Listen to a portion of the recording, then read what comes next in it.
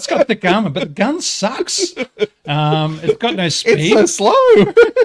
And literally they got hold of this report later on, and the British are going, oh, wow, our tank really sucks. But as people have said when actually looking at it again, and this was part of where I'm saying it was the worst of tanks, it was the best of tanks. No other tank could have gotten off that beach, all right? With a 40-degree slope on the beach, on the chert being pebbles that would stick in tracks of any other tank. Of the 28, 27 that actually made it to the beach, 15 were able to get off the beach. Now, this is overcoming the chert, which is these little pebbles that no other tank could be able to drive, very few tanks could drive over.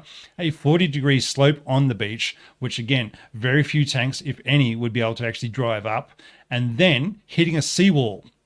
Now, the plan was the engineers would get up and blow the seawall up and create a path out, but the engineers couldn't get up to the seawall because of all the fire they were taking from the sides from the German garrison there.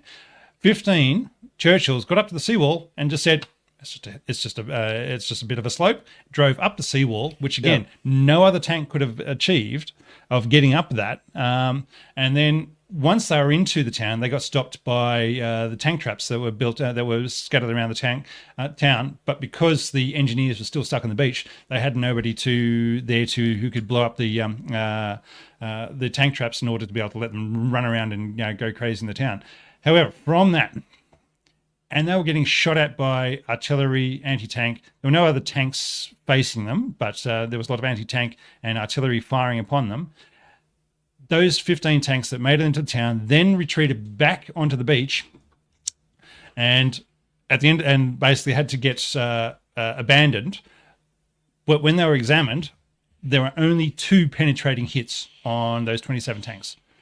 2 penetrating hits. They'd taken fire all day, and only 2 of them had been actually shot through. Now, of the tank crews, only 1 person made it off.